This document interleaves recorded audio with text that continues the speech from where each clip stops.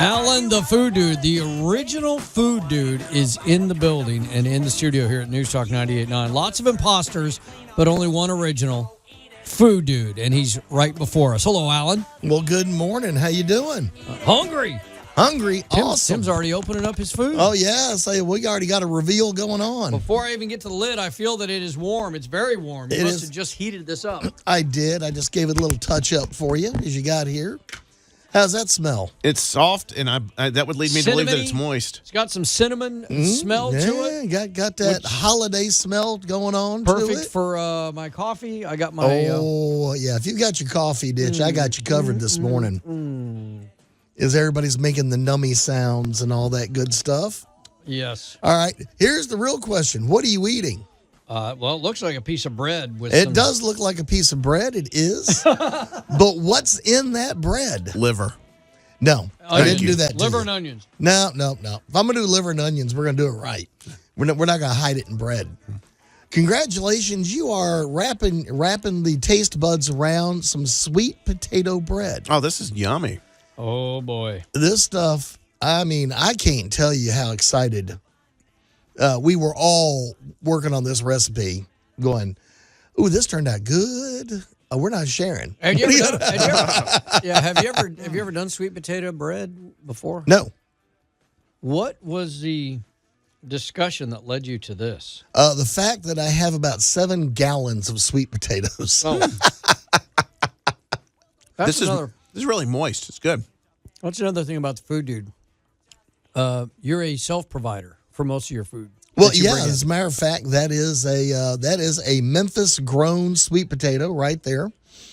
As you go visit a friend's house, and they always got that one on the counter that's like become its own life form, growing everywhere. You're like, just give that to me, and I'll take it home and stick it in the garden. And well, we were cleaning out the garden just before the weather turned, and I mean, honestly, we brought in like 5 gallons of sweet potatoes. These things just loved this year. I'll bet you the animals love your property.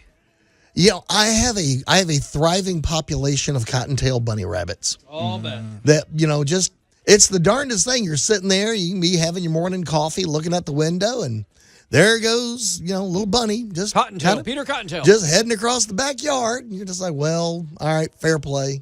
Fair on you. Tim's not saying much. Sweet potato, which nice that it's homegrown. I know Idaho does a lot with potatoes. Do they also do sweet potatoes up there? Where do the bulk of sweet potatoes come from? Is that just kind of Allan's backyard? From anywhere and everywhere? Yeah, well, that's kind of the sweet potato is one of those almost a semi-tropical. It will grow anywhere in the South and grow extremely well. And for your home gardener, if you want something that's kind of foolproof. Yeah, this is one of those that's kind of foolproof. It's, basically you stick it in the ground, and sometime around before it frosts, you go dig them up. And that's about it. I mean, that's about all the care and everything you really got to give them. And they're good-looking vines. It's another thing that this is it's a pretty plant. I've actually put them in facilities for decorative. Oh, wow. So Allan, the horticulturist. And then a nice surprise toward the end. You can eat what you can eat. Yeah, and the best thing is, well, we don't have anything to eat. We'll just grab the plant in the corner. Yeah, absolutely. Go out to the front bed. We got plenty of sweet potatoes out there. How'd you have to prepare the potatoes? Did you have to mash them? What'd you have to do? All right. Well, you got to skin it, and then in my case, I go ahead and cube them up and either steam them or boil them. And you got to do the toothpick trick.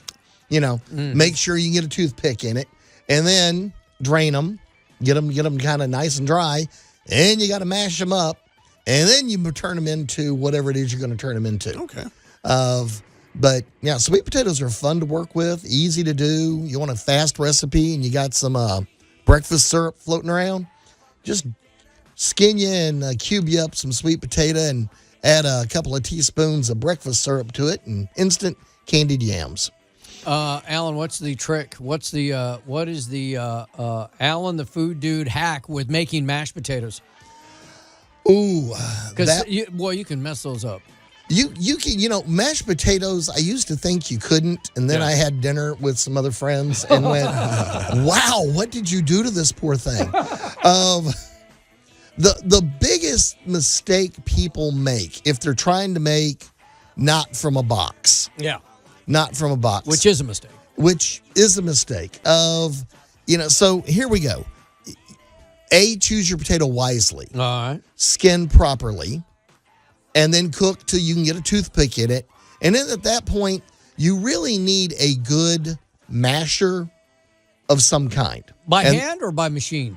by hand. Okay. I mean, you can go by machine, but the problem is by machine, you just don't, nobody, well, unless you got like one of those really nice KitchenAids, you basically need a dough hook to beat any potato into submission. I actually have a potato masher by OXO, and you just get in there and work out a few frustrations for a couple of minutes, and next thing you know, you're ready to start your finished product. That's where you outsource the energetic kids. That is why Come on, everybody needs to be involved in cooking. Yeah, come beat this thing to a pulp. Now, you want to see somebody push some food? You get your 12-year-old to help prep it. And that night at the family get-together, you got a 12-year-old. If they helped you do the rolls, they're pushing rolls. Yeah. Yes. And they will they're proud of it. Yep. They will guilt a family member into it. But Dad, I smashed the potatoes for you.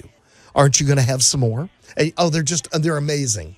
They turn into the greatest salespeople ever at Thanksgiving dinner. Well, this is really good. What are the main ingredients? The sweet potato, there's cinnamon in there. What else you got going on there, Allan? Well, you have all of your infamous pumpkin spices. We just didn't use them on pumpkin. We used them on sweet potato. Okay.